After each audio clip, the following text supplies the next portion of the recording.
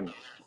George Kambosos here, live, mate. You're in Montreal, training, getting ready for your IBF super lightweight world title, or junior welterweight world title, however you want to call it.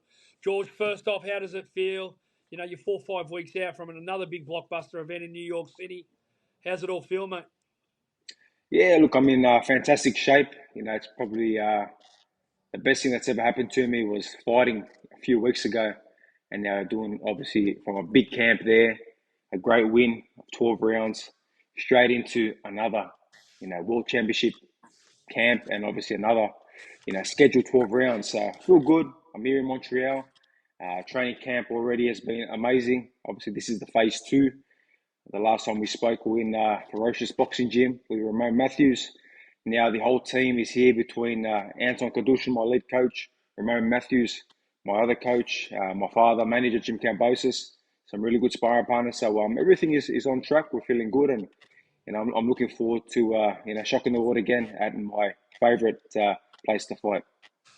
Before I get into some other moving parts, I just want to give you a take on what happened over the weekend. There were so many fights that participated. You know, we saw a blockbuster with Inoue and Cardenas, which I think was more of a George Kambosos style fight. But I want to get to Ryan and Rolley first. Obviously, Rolley, I know your respect and whatnot. Ryan, you've had your ups and downs. What did you think of that main event and the shock that sent across the world? Yeah, look, it was a weird card, obviously on the Friday night, but yeah, who sometimes these things happen. It's really unexplainable. For me, I'm on the outside. I'm not there. I wasn't, obviously one of the fighters fighting on that particular show, so I don't know what happened. Um, wasn't too much action, but yeah, we've seen what happened in the main event. It was a big shock, but we did call it. There would be one upset out of the three. There had to be. And yeah, the one that no one thought would happen was the one that actually happened. Did you think you do play a bit of a role in this, George, because two of the fighters that were on three of the fights you've been in there with. We'll get to TFOMO later, but did you being in there with Devon, and I'll get to that. But looking at Ryan, did you think that Ryan was the same Ryan he was against Devon physically that he was from when he fought Rolley on the weekend?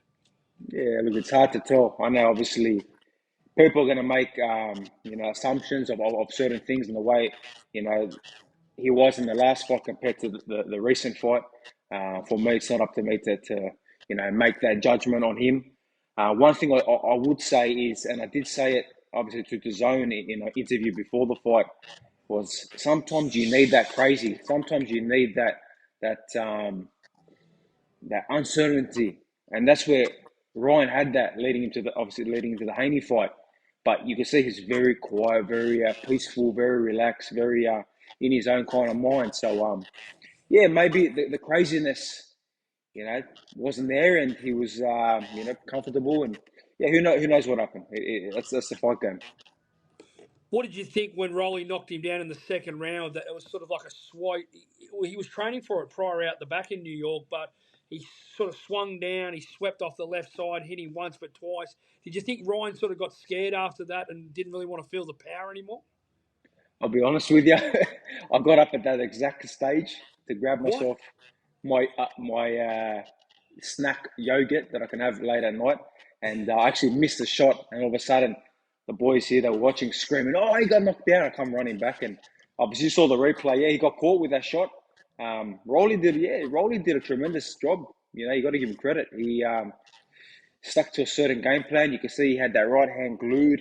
He kept touching the lead jab, and yeah, he did a really good job. And obviously, getting that confidence early in a fight is so important. And I think he just built from that. But again, I think, I'm not sure if I said it to you or to somebody else. When you've already sparred a guy and you might have got the better of them, you kind of go in with that confidence. So he kind of already had felt the power, felt the sharpness of him, and probably thought to himself that I'm not overawed by this. I've been in there with this guy. I might have touched him up or whatever happened in that sparring. And he knew that when I got inside the ring that he could handle business. So, yeah, credit to him, man. What do you think of Rolley? He's an unusual sort of a character, but he's also very intelligent. He's brought up under Al Heyman. Obviously, shout out to Tom Brown, Louis DeCubas, the PBC model. very, very different guy. And at 47, you know, I mean, do you see some big fights for him in the future, or do you see him more, you know, he might have to run the Ryan rematch? Yeah, look, he seems like a good kid. He seems like, there's no issues there. Obviously, he's, I don't know, you said intelligent. I don't know how intelligent he is. There is a lot of things that he says that I think, okay, that's a bit weird. But no, other than that, it seems like a good guy. And obviously, yeah, he had a big win. Now, is he a world champion? Not really. Boots Ennis is the champion there. Obviously, they've made another belt for that specific fight. I'm old school. For me, less belts and more pure champions. So yeah, we'll see what he does if he fights Ennis. It's definitely not a good move. Maybe the rematch is probably the most beneficial one for him. But yeah, we'll have to wait and see.